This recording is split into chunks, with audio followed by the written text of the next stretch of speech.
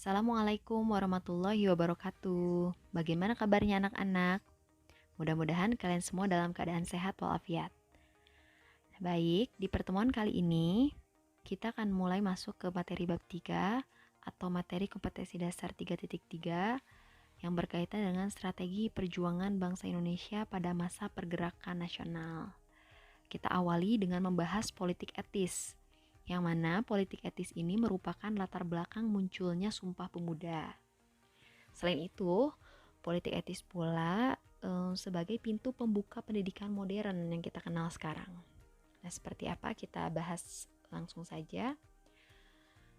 Ini kita awali dari sini dulu, bahwa ketika Belanda datang ke Indonesia, kita tahu banyak sekali menerapkan sistem-sistem tertentu, diantaranya ada sistem tanam paksa, kemudian ada sistem kerja paksa, dan salah satunya adalah adanya misi Pax Nederlandica atau ingin menguasai seluruh wilayah di Nusantara.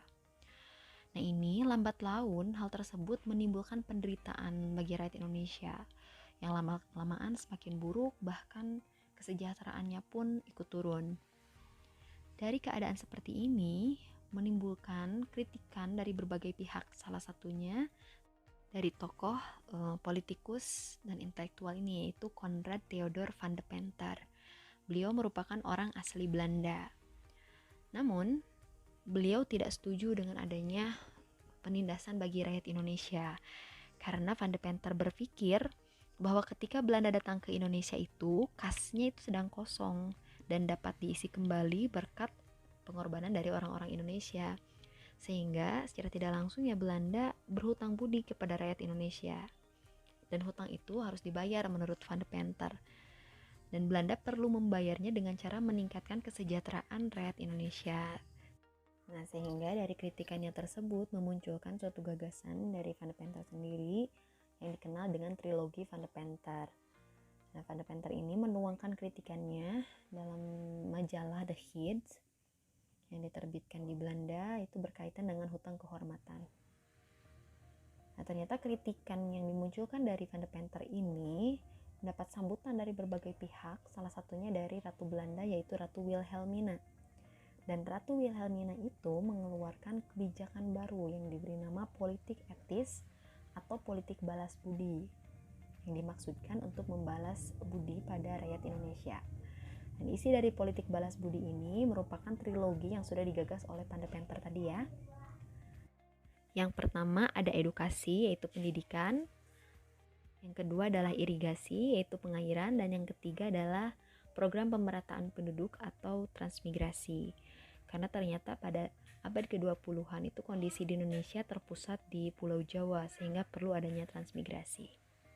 Tujuan diadakan politik etis itu yang pertama untuk rakyat Indonesia sendiri, yaitu perbaikan kesejahteraan penduduk. Nah, ternyata di samping itu Belanda pun ingin mengambil keuntungan dari politik tersebut. Yang pertama khusus untuk program edukasi atau pendidikan, ketika rakyat Indonesia sudah tercetak kaum-kaum intelektual, pada akhirnya Belanda berharap dapat bekerja di perusahaan-perusahaan milik Belanda. Begitupun dengan program irigasi. Ternyata Belanda pun punya maksud untuk mengairi perkebunan Belanda juga. Dan yang ketiga, program pemerataan penduduk ini, Belanda ternyata berharap bisa mendapat tenaga kulit kontrak di daerah-daerah tertentu.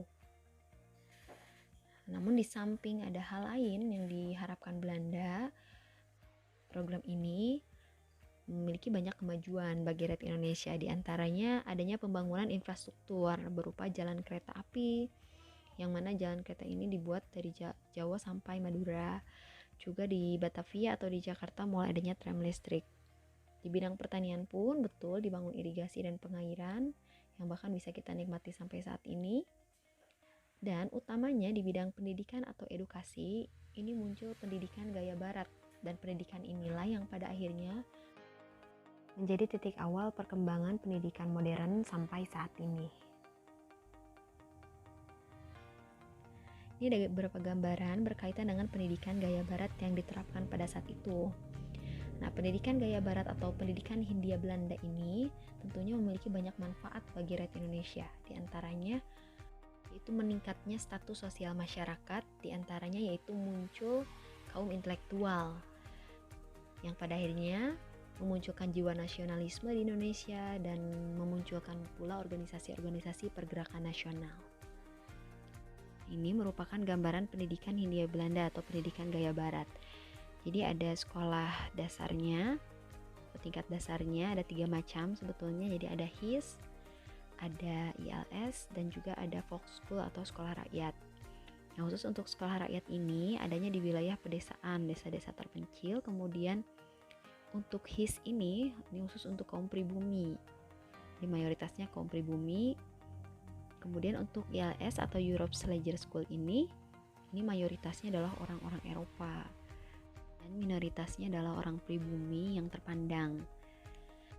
Untuk HIS dan ILS ini lama bersekolahnya yaitu 7 tahun, dilanjutkan ke MULO atau setingkat SMP kalau sekarang. Lalu ada AMS HBS itu setingkat SMA. Nanti ketika lulus dari AMS dan HBS tuh rakyat itu diberi pilihan bisa bekerja di perusahaan milik Belanda atau sekolah di universitas milik Belanda atau disekolahkan di Belanda langsung. Untuk di Indonesia sendiri, universitas-universitas yang didirikan Belanda itu salah satunya ada Stovia. Stovia itu adalah sekolah kedokteran Jawa yang sekarang menjadi Fakultas Kedokteran UI. Ada Lenbow School yang sekarang menjadi IPB, dan ada sekolah teknik yang sekarang menjadi ITB.